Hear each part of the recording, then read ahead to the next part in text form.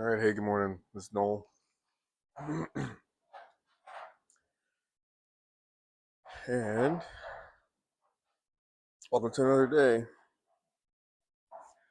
A little slow this morning. Uh,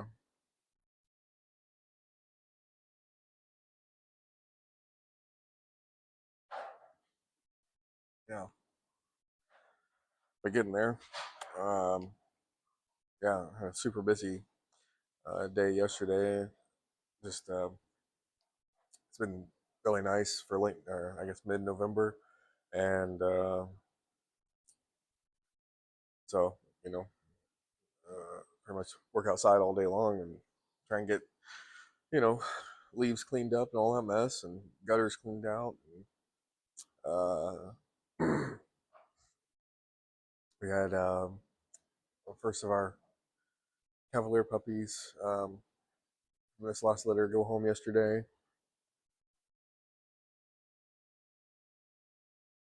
No, that was good. Some people, sorry, I gotta fix this thing. Some people I work with, you know, um, as far as when they're getting a puppy, uh, some people we talk to for months and months. It could be a year, 6 months.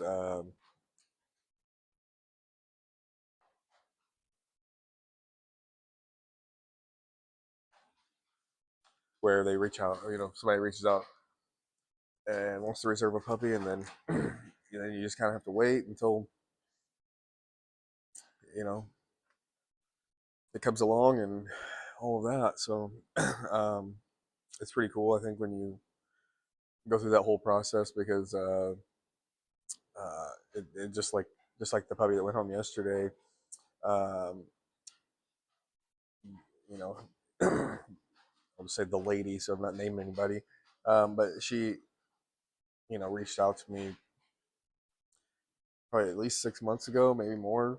About a Cavalier puppy, and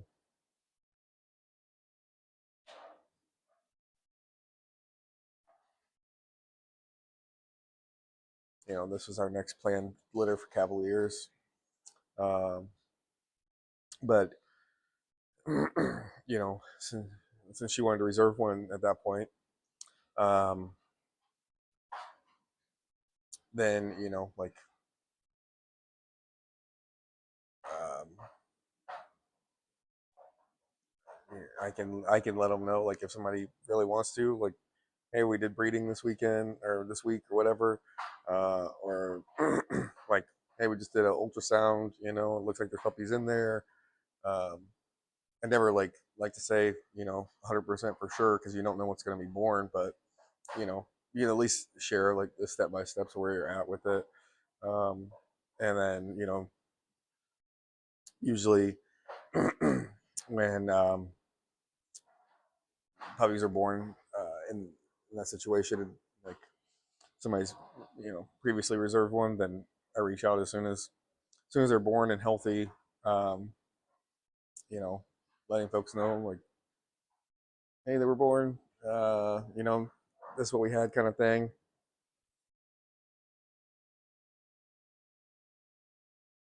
And we're usually sending those people pictures and all that, like right away when they're born.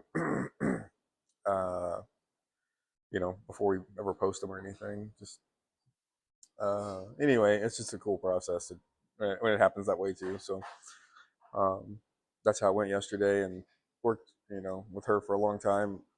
Just in the waiting process, and um, yeah. So it's yeah. For me, it's just the best job. Um, you know, it's a ton of work and very expensive to run, but uh, it's yeah, it's really good. And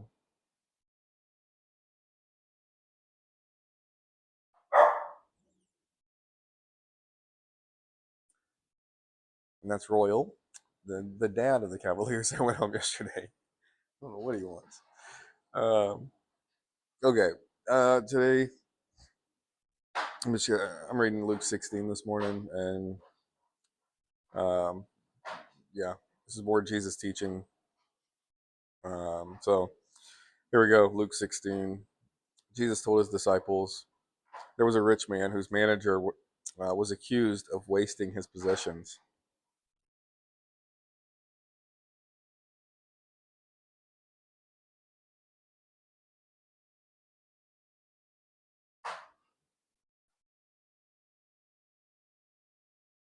Sorry, I'm just really not digging how tight this thing is.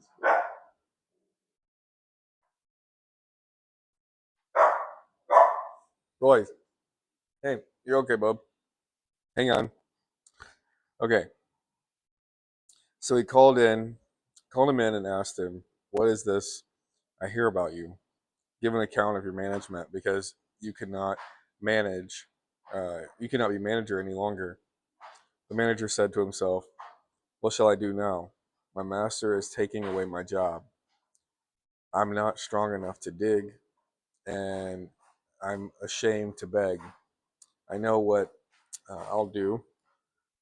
So I know what I'll do so that when I lose my job here, people will welcome me into their homes. So he called on each of his master's debtors. He asked them first,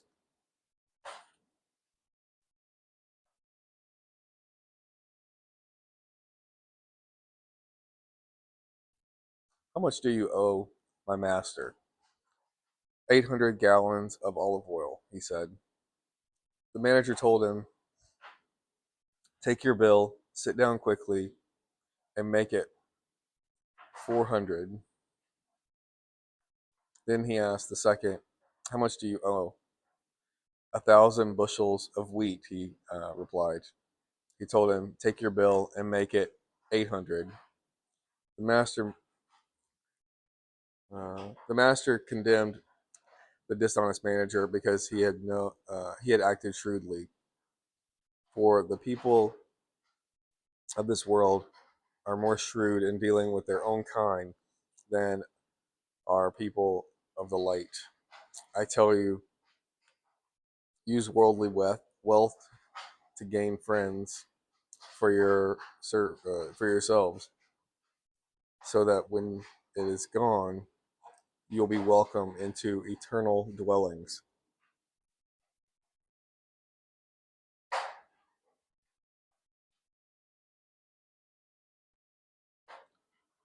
Whoever can be trusted with very little can also be trusted with much, and whoever is dishonest with very little will be dishonest with very much. So if you have not been trustworthy in handling worldly wealth, who will trust you with true riches? And if you have not been trustworthy with someone else's property, who will give you property of your own? No, no servant can be. No servant can serve two masters. Either he will hate one and love the other, or he will be devoted to one and despise the other. You could not serve both God and money.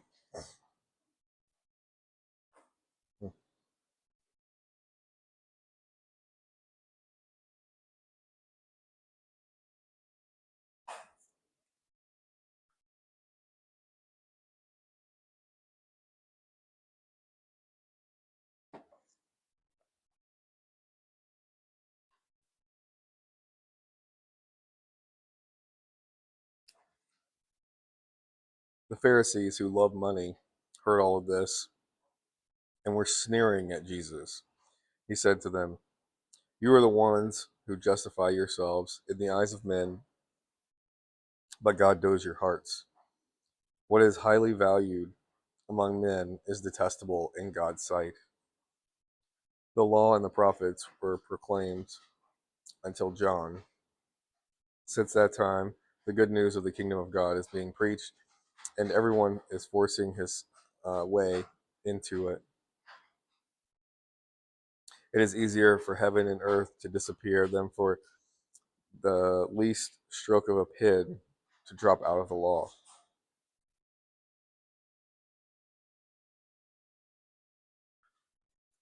For anyone who divorces his wife and marries another woman commits adultery. The and the man who marries a divorced woman commits adultery. There was a rich man who was dressed in purple and fine linen and lived in luxury every day. At his gate was laid a beggar named Lazarus, covered with sores and longing to eat what fell from the rich man's table. Even the dogs came and licked his sores. Ugh. Um,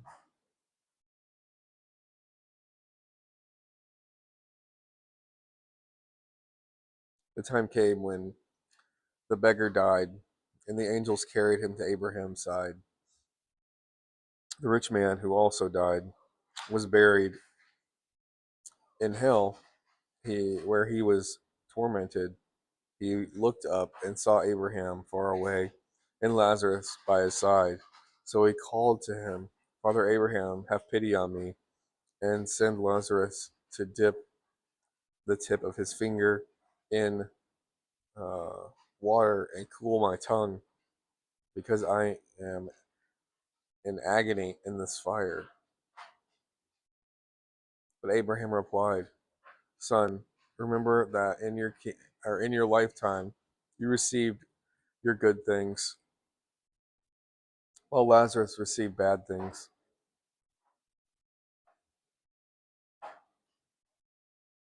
But now he is confronted here, or sorry, comforted.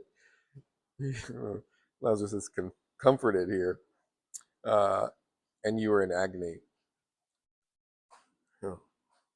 And besides all this, between us and you, a great catechism has been fixed, so that those who want to go from here to you cannot, nor anyone cross over from there to us. Well,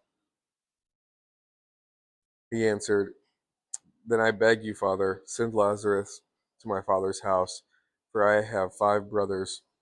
Let him warn them, so that they will not come to this place of torment.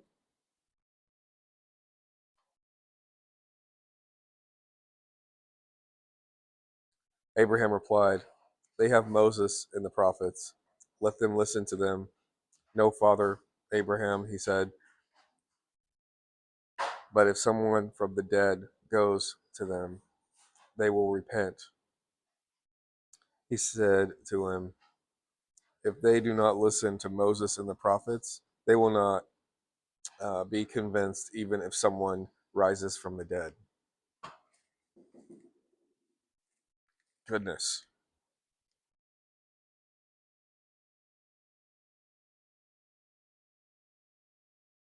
Well, again, um, uh, almost an entire chapter that's easily 99%. We'll just say uh, Jesus talking red letters,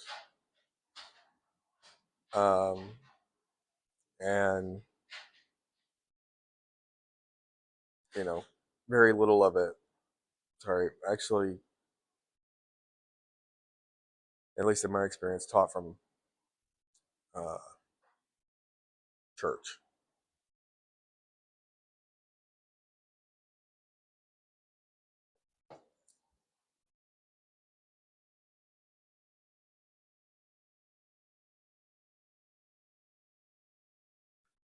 It's getting ridiculous, and some of it is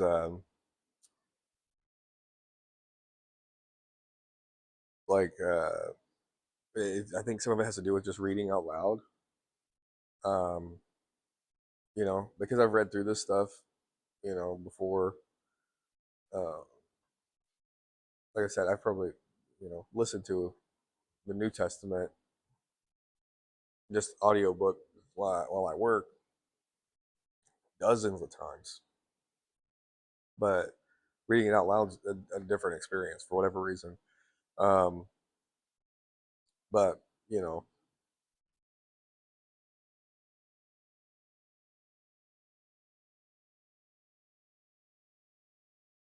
I don't know. Matthew 6, or not Matthew, gosh. Luke 16, you know,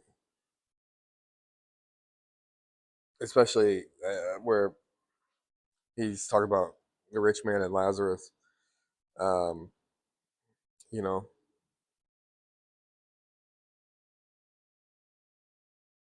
even talking about, like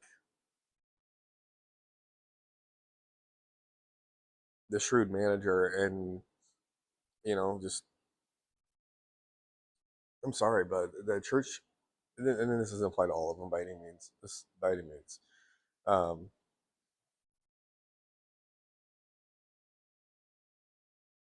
but part of the failing is overall the church not teaching Jesus's teachings, not from like a legalistic standpoint, but from a like the world is going to be dishonest around you. Don't follow that. I think they don't because they churches assume that people know that, but no, I don't think we can assume anything at this point. Um,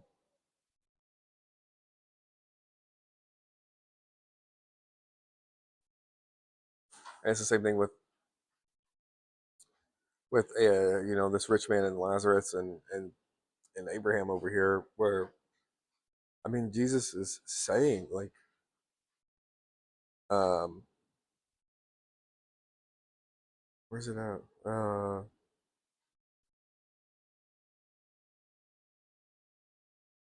There's a great catechism between great hey, still just a second. Great catechism uh, has been fixed so that those who want to go from here to you cannot, nor can anyone cross over from there to us. Like, you can't go from heaven to hell or hell to heaven. Like, once it's there, it's there. That's important.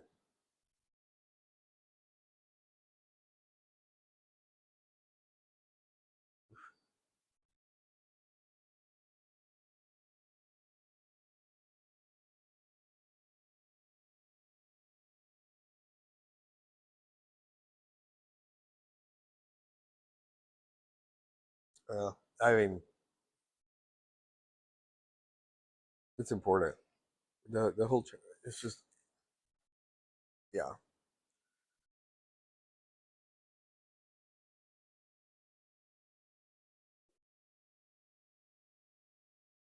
I don't know, man. That's just wild. Um,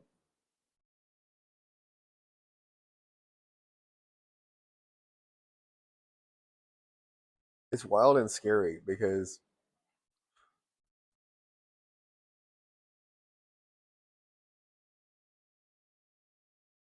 one, you know, we we have to make sure each of us are right. As far as trusting Jesus,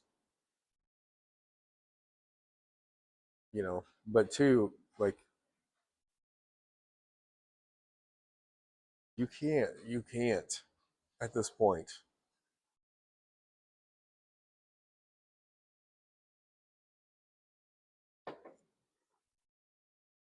just listen or go to church on a Sunday, every Sunday even, and expect to, uh, you know, be, brought into heaven. Stell, hang on.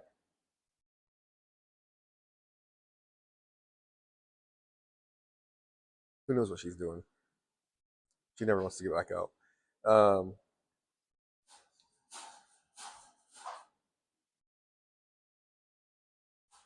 Stell, is it Honey? Who is that?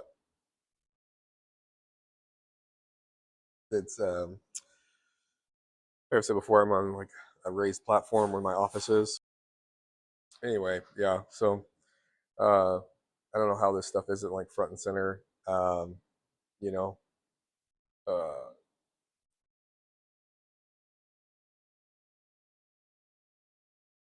at least mentally attempting to wake people up, um, or minimally attempting to not assume that just because everybody's sitting here in a certain building, that they're saved from hell. Um,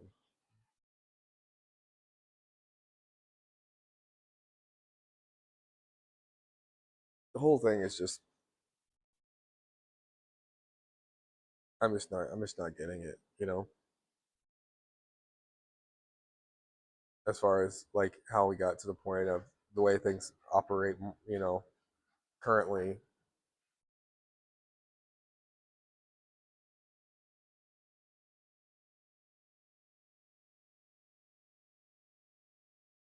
As far as like just the warm, fluffy teaching stuff, not even teaching, warm, fluffy talking from the pulpit kind of thing.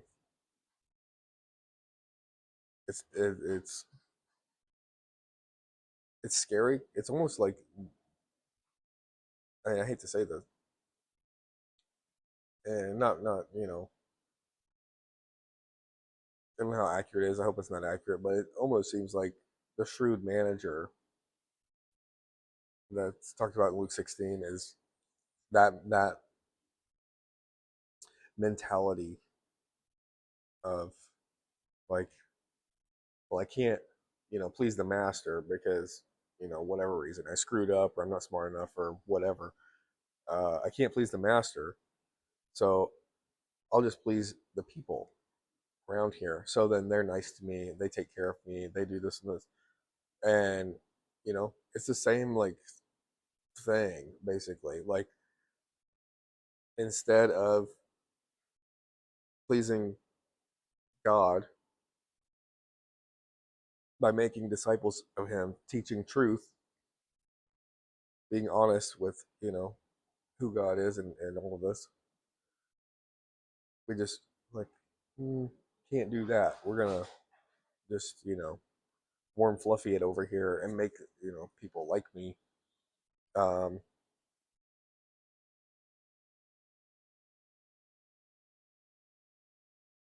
and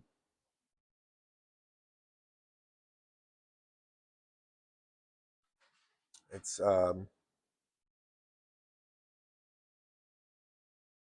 and you have to wonder if it's like almost to the point where you're contributing to leading people to hell simply by your omission of the truth. I don't know.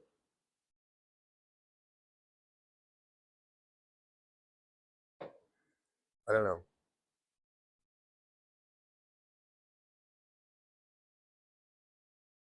But it's a Sunday for me, so um, get ready to go to church here in a minute and see how that goes. Um, yeah. So then hopefully another nice day and all of that. Gotta uh, try and keep some work going before you know it gets too cold. But yeah, I think that's about it for today. Hope you guys have a great day.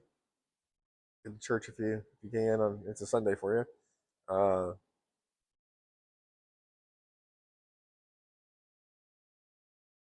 And otherwise, I think I'll hopefully see you tomorrow. All right. Have a good one. All right. Bye.